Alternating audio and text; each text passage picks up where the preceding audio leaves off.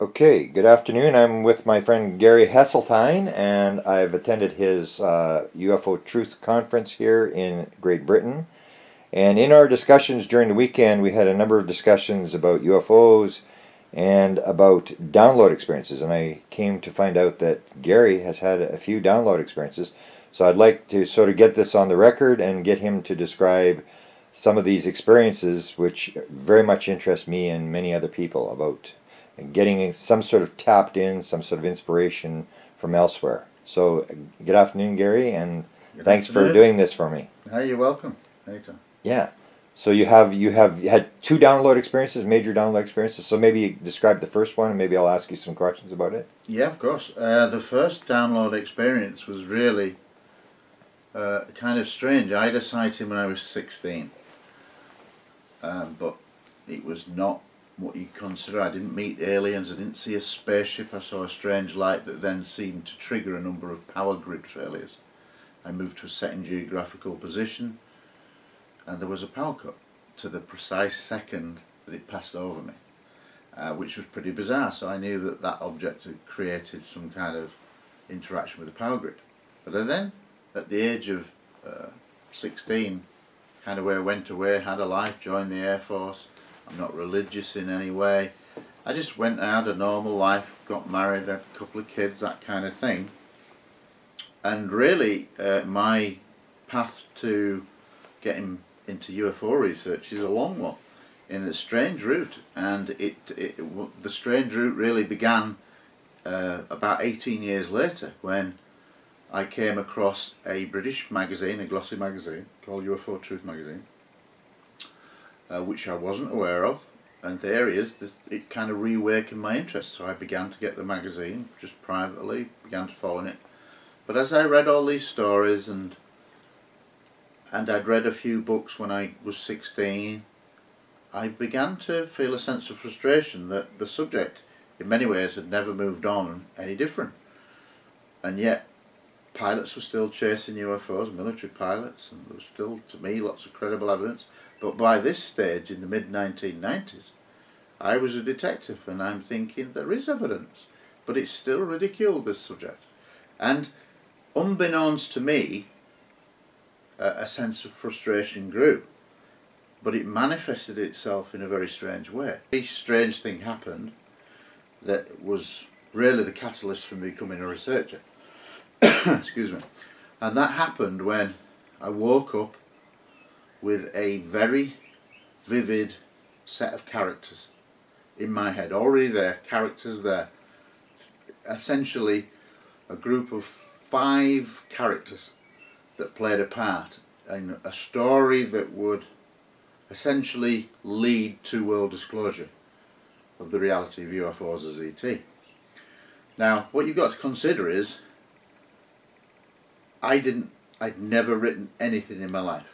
Other than school stories, write an essay, I had never written it. I'd never had anything published. I did not know anything about screenwriting, formats or anything. But what I can say is that within 6 weeks I had written the beginning, middle and an end. The story had evolved. And yes, it was later redrafted, but essentially within 6 weeks, with the basic premise, I then sat down every night after being at work as a police detective at that time, and I was working every night till 1, 2, 3 in the morning, and then going to work. And it's like I found that I could actually write a story, and I didn't know where the journey was going to go. All I had was a scenario and a premise that could set it up.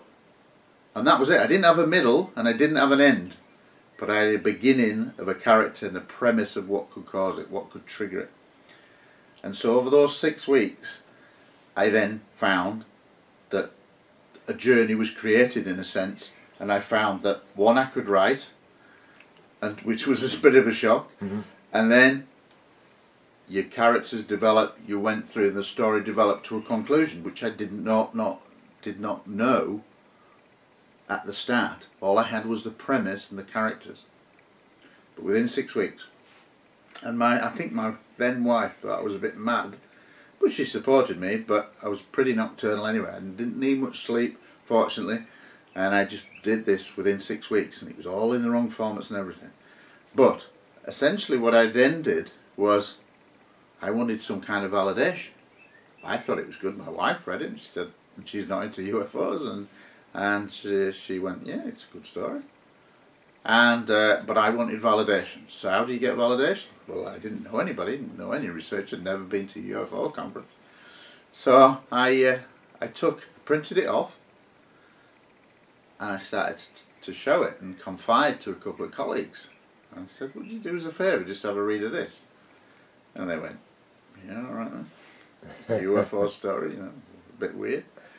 And then a week or so later they come back and say, this is great. It's a great story, real page turner, really good thriller. And I'm thinking, well, okay then. So over the course of maybe the next 6 to 9 months, it went round the police station. And I just picked out various people who are friendly with them, have a read of that, and people become to be aware of it. And they read it, and everyone came back and said, this is a great thriller. And they all kept saying it'd make a great novel. And I said, well, I can't write a book.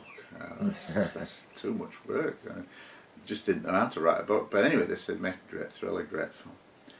But in the end, you get to a point where you want some kind of validation from somebody who's respected within the field. Now, this is the really strange part.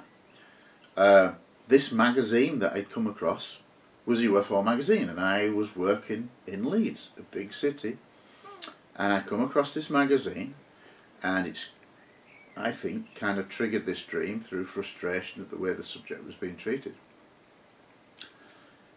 But a really strange coincidence, and I thought then a coincidence, I don't think that now, but was the fact that his offices, UFO magazine's offices, was only 11 miles away from where I worked in the centre of Leeds. So I mean, he could have been 200 miles, he could have been 400 miles away.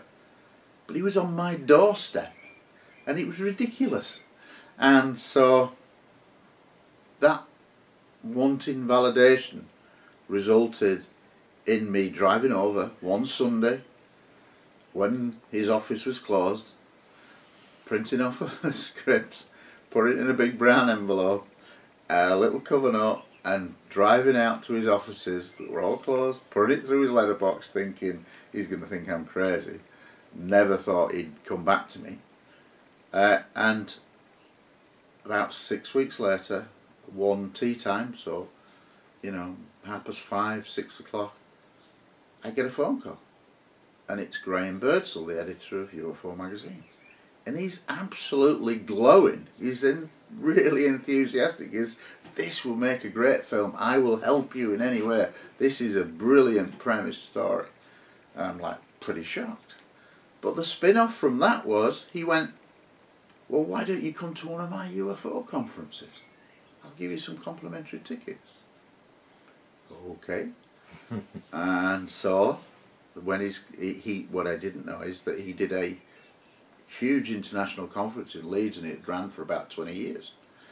And so he invited the top researchers, and he'd give me these tickets. So I kind of nervously went along and sat in on some of the lectures. And again, you kind of look back at this and you think, is it a coincidence or not? And one of the lectures that I sat in was Professor John Mack, you know, who just turns out to be a pretty big guy in this field. And without realising it, I'm getting drawn in.